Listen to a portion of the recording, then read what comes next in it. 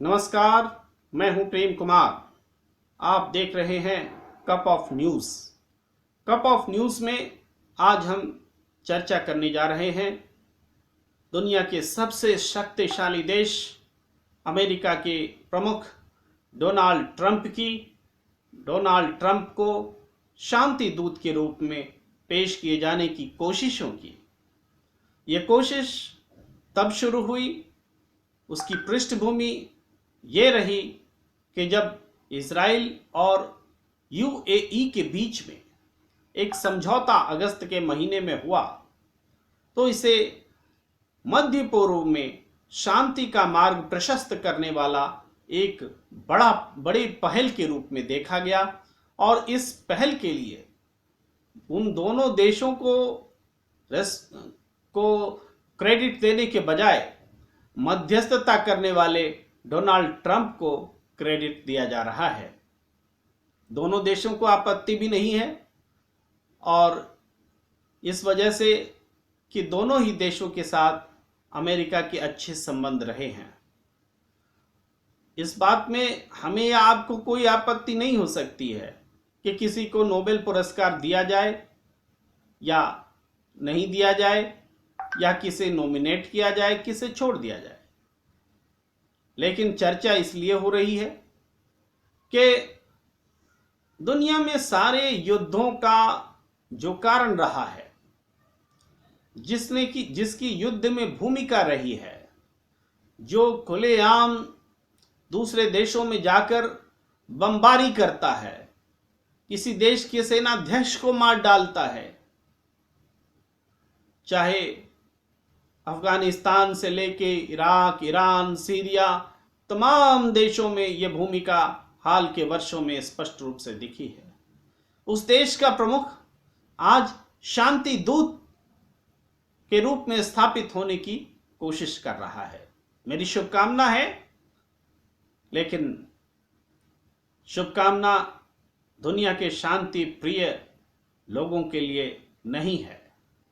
व्यक्तिगत तौर पर चाहे कोई किसी को शुभकामना दे ले, लेकिन जो राष्ट्र दुनिया में युद्ध का कारण रहा हो, ऐसे राष्ट्र प्रमुख की भूमिका दुनिया में युद्ध को खत्म करने के बजाय युद्ध को बढ़ावा देने की रही हो, हथियारों की बेचने की जिसकी नीति रही हो, उसको अगर शांति का नोबेल पुरस्कार मिलता है तो यह नोबेल पुरस्कार पर ही एक धब्बा होगा।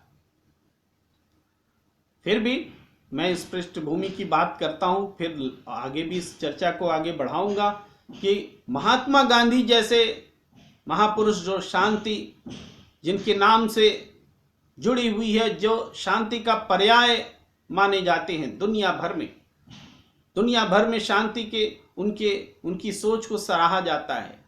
नोबेल पुरस्कार ने कभी उनको यह सम्मान देने के लिए नहीं सोचा। यह भी एक कॉन्ट्रास्ट है, यह भी एक विपरीत परिस्थिति है जिसका जिक्र करना जरूरी है। लेकिन 11 सितंबर को एक और बड़ी घटना घटी है। 11 सितंबर इसलिए महत्वपूर्ण है क्योंकि इस दिन अमेरिका में ट्विन टावर को ओसामा बिन लादेन की आतंकवादी टुकड़ी ने गिराया था, और ये अमेरिका पर हमला माना गया था। अमेरिका ने इसका बदला लिया। लंबे समय तक दुनिया एक किस्म का युद्ध देखती रही, और वही दिन था। इस दिन को डोनाल्ड ट्रंप अमेरिका में अपने विरोधी पार्टी, अमेरिका में डोनाल्ड ट्रंप की पार्टी का नाम है रिपब्लिकन, और उनके विरोध में जो पार्टी है वो डेमोक्रेटिक पार्टी है। तो डेमोक्रेट्स पर इल्जाम लगाने के तौर पर इस तारीख को देखा जाता है, और यही इस बार भी उन्होंने किया। 11 सितंबर को एक समझौते का ऐलान हुआ। अब से कुछ घंटों पहले की बात है, 12 घंटे बीत चुके हैं, और इस ऐलान का मतलब यह था कि इजराइल के साथ एक और देश शांति समझौते के लिए सहमत हो गए हैं, और वह देश है बहरीन। पहले यूएई और अब बहरीन। ये दोनों देश ईरान की सीमा से सटे हुए हैं। ये दोनों देश ईरान की उस ताकत से भी डरे हुए होते हैं जो हाल के दिनों में उसने अर्जित की है।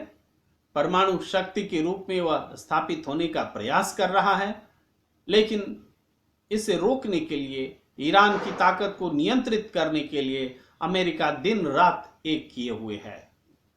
तो ऐसी कोशिश में इजराइल एक महत्वपूर्ण देश हो जाता है जिसका फिलिस्तीन के साथ लंबे समय से संघर्ष रहा है, और अब इजराइल ने इस आधार पर कि वेस्ट बैंक पर जो अपना इलाका बढ़ाने की उसकी योजना है, उस योजना को मुलतवी रखते हुए, स्थगित करते हुए वो खाड़ी के देशों के साथ अपना संबंध मजबूत करना चाहता है, अरब के देशों के साथ अपना संबंध मजबूत करना चाहता है और मध्य पूर्व में एक शांति स्थापित करना चाहता है। ये संदेश इजराइल लेकर सामने आया है। हालांकि इजराइल की बातों पर भरोसा नहीं है और भरोसा करना भी मुश्किल है, फिर भी जब समझौते इस नाम पर हो रहे हों, शांति स्थापित करने की दिशा में कदम के तौर पर ये चीजें आगे बढ़ रही हों, तो उसका स्वागत करना और उम्मीद रखना एक हमारा आपका धर्म होता है। अब जो बहरीन है, बहरीन ने क्यों चुना समझौते का रास्ता? बहरीन को भी इस बात पर यकीन है कि इजराइल पश्चिमी किनारे पर, वेस्ट बैंक पर अपनी प्रभुत्ववादी दृष्टिकोण में वो बदलाव ला रहा है, लेकिन ईरान, तुर्की जैसे देश इस पर यकीन करने को तैयार नहीं है। उनका कहना है कि ये फिलिस्तीन के साथ जो अरब देश खड़े थे उसको अलग थलग करने की ये कोशिश है और अमेरिका इस मकसद में कामयाब हुआ है। इजराइल का इस्तेमाल कर रहा है। इजराइल भरोसा करने लायक देश नहीं है, ये समझ उनकी है। पाकिस्तान जैसे देश भी हैं जो ये समझते हैं कि प्रतिक्रिया संभल कर देनी चाहिए।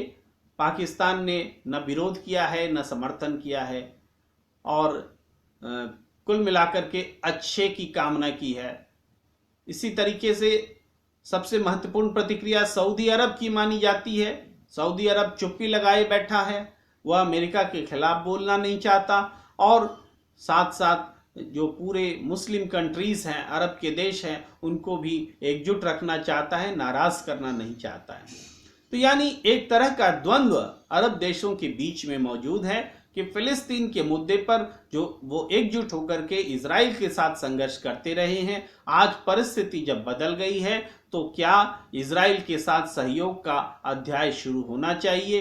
क्या इस कारण मध्य पूर्व में शांति आ जाएगी? इस बात पर डिबेट भी है, दो राय भी है और अलग अलग देशों का अलग अलग रुख भी है।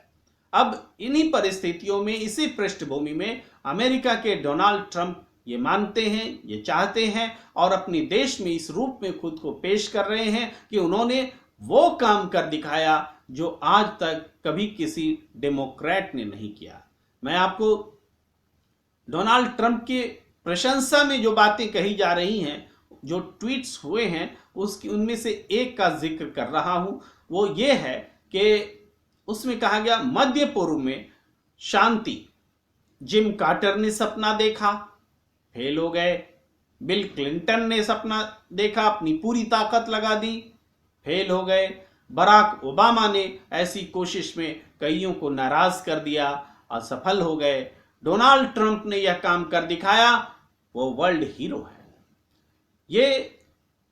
ये बात जो है डोनाल्ड ट्रंप के पक्ष में कही जा रही है और डोनाल्ड ट्रंप ने खुद भी मध्यस्थता जो हुई है, जो समझौते हुए हैं इजराइल और बहरीन के बीच, उस पर एक प्रतिक्रिया दी है और वो प्रतिक्रिया है कि आज एक और ऐतिहासिक सफलता, हमारे दो महान मित्र देश इजराइल और किंगडम ऑफ बहरीन शांति समझौते के लिए तैयार हो गए। 30 दिन के लिए 30 दिन के भीतर इजराइल के साथ शांति के लिए समझौता करने वाला दूसरा अरब देश यानी बहरीन।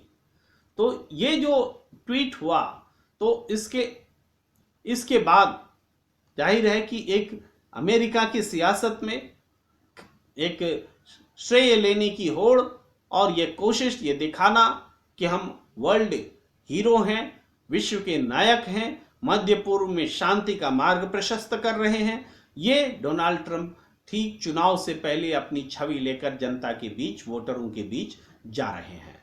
ये चुनाव नवंबर के पहले हफ्ते में होना है और इसके लिए पूरे देश में चुनावी माहौल है। जो कोरोना के मामले में अमेरिका बुरी तरीके से पिछड़ चुका है, कोरोना की चपेट में आ चुका है, सबसे ज़्यादा प्रभावित है। इससे जो उनकी छवि में विपरीत असर पड़ा है, उससे ऊपर उठते हुए ग्लोबल लीडर के तौर पर खुद को स्थापित करने, शांति का प्रतीक बनकर के खुद को पेश करने, इस कोशिश में ट्रंप प्रशासन, ट्रंप की पार्टी जुटी हुई है। और इसी कोशिश का नतीजा है कि नोबेल प्राइज के रूप में, नोबेल प्राइज के लिए नामित उन्हें किया जा रहा है। और अब तो ये मानिए, जब एक समझौता उन्होंने कराया था तब तो नामित हुए थे, अब तो दूसरा समझौता लेकर वो सामने आ गए हैं। तो निश्चित रूप से अब उस पर मुहर लगा लीजिए कि नोबेल पुरस्कार डोनाल्ड ट्रंप को मिलने वाला नहीं है, मिल चुका है मान लीजिए, क्योंकि अब कोई रुकावट नहीं है। दुनिया में कोई भी आज अब नोबेल पुरस्कार नहीं मिले, इसके दावेदार वो नहीं है ऐसा कहने वाला जो उस जगह पे कम से कम नहीं बैठा हुआ है जो नोबेल पुरस्कार तय करते हैं। तो इस तरीके से एक बाधा जो है उन्होंने दूर कर ली है। अब है कि इस पूरे कवायद का क्या असर पड़ने वाला है, क्या होने वाला है, ये क्या है इसका मतलब। अरब और इजराइल के बीच में जो नए सिरे से संबंध परिभाषित हो रहे हैं, उसके क्या मायने हैं। देखिए, अरब में जो अमेरिका को चुनौती देने वाली शक्तियां हैं वो ईरान हैं या फिर तुर्की हैं। ये दो शक्तियां हैं। इसके अलावा जो शक्तियां हैं उसको उन्होंने काबू कर लिया है बीते दिनों में। जो चाहे आईसिस है वो भी कंट्रोल में है, सीरिया का मामला भी वो उस रूप में नहीं है। और रूस का जो प्रभाव है, रूस को न तो अमेरिका कंट्रोल कर सकता है और न ही उसे रोक सकता है। ये कूटनीति के तरीकों से ही रूस पर अंकुश लगाया जा सकता है। लेकिन अमेरिका के सामने सबसे बड़ा चैलेंज चीन है। चीन जिस तरीके से अपने व्यापारिक मार्ग को मध्य पूर्व तक ले जा रहा है, ईरान का सहयोग हासिल कर रहा है, ईरान में अपने अड्डे बना रहा है और ये सब कुछ करने के लिए पाकिस्तान की मदद से जिस तरीके से रास्ता निकाल रहा है और इसी क्रम में भारत से भी उलझ रहा है, इसका भी मकसद ये व्यापारिक उद्देश्य है। तो इन सब के बीच वो अमेरिका ने एक अरब देश में चीन की पहुंच को कम करने के लिए यह प्रयास किया है। और ये पूरी लड़ाई जो है, पूरी दुनिया के स्तर पर जो खेमेबंदी है वो इससे जोर होने वाली है, तेज पकड़ने वाली है ये खेमेबंदी। तो मैं ये कहना चाहता हूँ कि मध्य पूर्व में जो शांति के रूप में ये पहल की गई है, दरअसल विश्व स्तर पर अशांति की भूमिका तैयार हो रही है। ये खेमेबंदी हो रही है जिसमें कि अब अरब देश भी दो हिस्सों में होंगे, एक अमेरिका के साथ होगा, एक चीन के साथ होगा, या फिर कहें एक अमेरिका के साथ होगा, दूसरा अमेरिका के खिलाफ होगा। ये स्थिति दुनिया में बन रही है।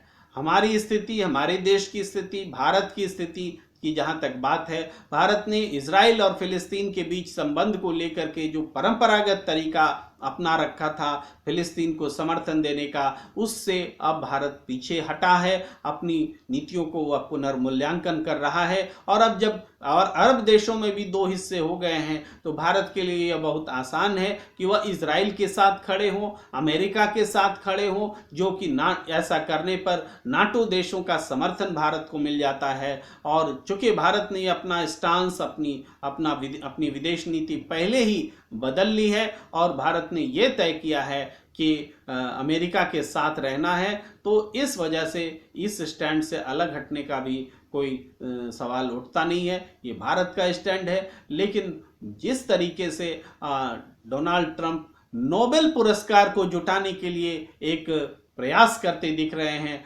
चुनाव के ठीक पहले अपनी जनता के बीच जाने की कोशिश कर रहे हैं। इस कोशिश में जो भ्रम की बात है उसको समझना भी बहुत ज़रूरी है, और इसीलिए मुझे उम्मीद है कि इस बातचीत में, इस चर्चा में ये बात समझ में आई होगी कि ये अमेरिका की इस पॉलिसी के पीछे एक्चुअल वजह क्या है। मुझे दीजिए इजाज़त। हमारे कप ऑफ न्यूज़ को आप पसंद कीजिए, लाइक कीजिए और शेयर कीजिए, ताकि ये सिलसिला आने वाले समय में जारी रहे। नमस्कार।